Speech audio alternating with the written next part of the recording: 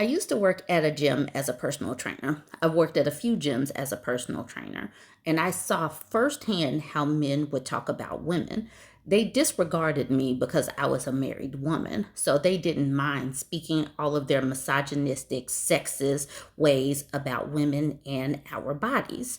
And now we also have subreddits. We have these subs where we can go in and just peek at what they're saying. We can listen to how they're talking about us on their videos. All kinds of ways that you see how they dehumanize our bodies, how they talk about our bodies like we are bang maids, how they talk about us in such a way that you know that they are just using us for our time, energy, resources, and to be a masturbatory tool. That's pretty much it. So I was looking in the Ask Men subreddit, just reading through just a few of their posts. And I'm going to report back with what I found just today. I was taking these screenshots just today, just to report to y'all how they really feel about us. All right, first post. This man asked the question, how can a woman's body type be the deciding factor for your relationship? Male, mid-30s, not expecting sympathy or anything, quite the opposite. My issue is I have had a very specific body type I've always liked, totally fetish size. I've dated and gone out with these types in my past. It has been a non-negotiable for me. And yet, this is the one thing I left out with my girlfriend, but she is beautiful. We have a ton of similar interests. We have had great, exciting sex. We have the same life goals. She is a wonderful person. But I think about my ex all the time, who had the body type I love, but we had nothing in common. With my ex, I would repeatedly be so turned on by her body, I would reach for sex daily, often multiple times a day. His TLDR, I'm distraught and sad. I'm so stuck on this one thing, it's making me depressed. Every woman I see walk by in public that has this body type, my heart sinks and I feel pure despair. He feels despair at the fact that he is with this woman that he chose to be with. And so this woman probably thinks that she has a healthy relationship. They have the same life goals. They laugh together. It's just amazing. And we have this man who doesn't care because she doesn't have the right body type. These people dehumanize women to the point where our bodies are pretty much everything. We don't have anything else of substance that is important to these people. Just keep these things in mind. Walter Vitt is wondering, he's like, now I'm curious, what body type is it? And then AJ says, well, his profile shows he's active in micromasculine, so probably women with massively large breasts. And then Mermaid or Missy says, wow, shocking. And then she says, I have breasts that are big for my frame. When I was dating, I would actively avoid men like this. They're awful. But the OP agrees. He's like, yup. He likes big boobied women. This woman says, my God, if I was your girlfriend and I found out this, I would dump you. You will never be happy with me. And to that he says, cheers. Just a man having real man thoughts. Love is complicated and I'm here because I know I don't know it all. But the thing is, she is all right enough. So she's going to be a placeholder until he finds the woman to monkey branch and get. He's going to use her for her time, energy, and resources, but he knows that she is not the woman for him. Yellow Rabbit says, boy, you don't have real man thoughts. You simply have immature little boy thoughts. What are you talking about? I will say, though, there were some men calling this man out, which is good. But the fact is he has a placeholder and he's going to use that woman. Next post, this man says, how to stop panic lying. All right, so he says, anyone have the issue where if someone calls you out on something, you panic lie, like anxiety builds up and you just panic? Sometimes the lie is because I've been caught in something I'm doing wrong, and instead of telling the truth, I panic and lie about it. Not healthy, not great, I know that, but sometimes I'm actually telling the truth and then my mind goes into panic mode and I start to lie about stuff not relevant or somewhat relevant or panic like if the truth is some sort of lie. I don't understand myself sometimes. Why can't I just be honest with stuff and stick to of it? I don't know what that meant.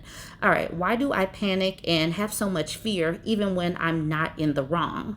So I was reading through some of these comments And the couple of comments that I came across didn't say, try to have some integrity. Let's look at what some of these men responded with. So this man, Sewer Slider Thought, said, start calmly lying. Like, calm it down with your lie. Be a little bit more meticulous about it. Take a deep breath and then lie. I had to laugh at that. So he's saying how to stop panic lying, and the best response so far is start calmly lying. And Ducey Asparagus says, while it's said in the tone of a joke, it's how I ended up doing it. The moment I could get my brain to take a breath before bringing out an answer and slowing down my hyperactive speech pattern, it gave me enough leeway to consciously choose if I was about to say the truth or if I wanted to lie. It wasn't panic that decided it for me, only me. And by God, I do happen to lie often with perfect calm and faked honesty. This is men. This is how men are talking to a man. That, like I said, sometimes you just need to pull the cover back, the curtain back, and just look in. Next man, named Mike, says, learn how to take a couple of beats before answering questions. Just a few seconds to gather your thoughts and organize what you mean to say. Yes, having a few seconds of silence between a question asked and your answer can be a little awkward at times. So what? It can also make you appear contemplative and genuine. Lie or truth, don't just start talking immediately. Take a couple of breaths to form your response and use that time to focus on being truthful instead of dishonest. Oh, okay. He told him to be truthful. Okay. All right. But I need more people to focus on just have some integrity and be a man of your word. Let's see. Envoy says, I'd recommend a psychotherapist help you answer this. If your mind is just immediately shifting to lying, you might be going into some type of survival mode you learn to adopt early on. First, it's important to pay attention to what you're saying when you lie. Are you doing it to people please, sound impressive, avoid harsh punishment, prevent them from knowing the real you, etc.? And then finally, Flamtice or Flamtice says, honestly, it may be helpful to go to therapy if you just panic lie as a reaction from anxiety. That sounds like something to work through. The older you get, the more consequences that go with that kind of behavior. Most people don't lie all the time because they're moral. They avoid it because there are negative consequences. So not very many of them saying, just tell the truth, be a man of your word. They're absolutely not telling men to do this. Several Edge says, men, have you given up on dating? If so, why? I've been seeing a lot of MGTOW content in the news. MGTOW stands for men going their own way. Content in the news, social media, etc. with regards to men giving up on dating, relationships, getting married, staying in relationships, etc. I was just wondering why. No judgments, as I myself have been sort of dealing with hopelessness regarding dating, relationships, and marriage. So many of these people do want to be married, but they have given up. So I saw this one. This one says, single men, how do you handle the loneliness? I'm nearing 40, never had a girlfriend. The loneliness and no physical contact is just taking me out. And I'm posting these because sometimes they will jump into our comment section and be like, I don't even want a woman. I'm not lonely. I'm at peace, blah, blah, blah. But when they are talking to themselves, they are admitting that they're lonely. And obviously working out. He says hobbies and working out. Women don't make life easier anyway. So copium. Frosty says depends on the woman.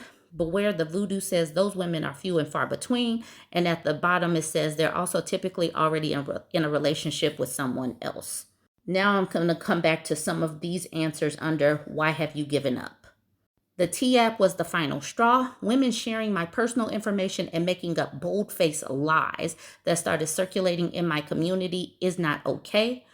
Okay, Independent says, for me, it was the bear laughing my butt off. And misogynist now. So that turned him misogynist. Like if people in the civil rights movement were fighting for equality against racism, that's what made some people racist.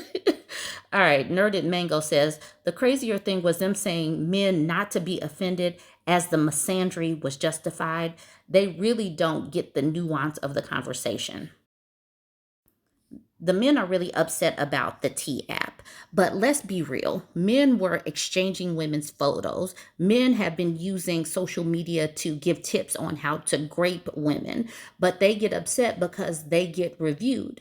Anyway, it's not equal, but let's just continue with this. And then I am going to do another video on this, talking about how women are genuinely harmed by these dudes, but they take such offense at women trying to take steps to, find some safety or take some protective measures.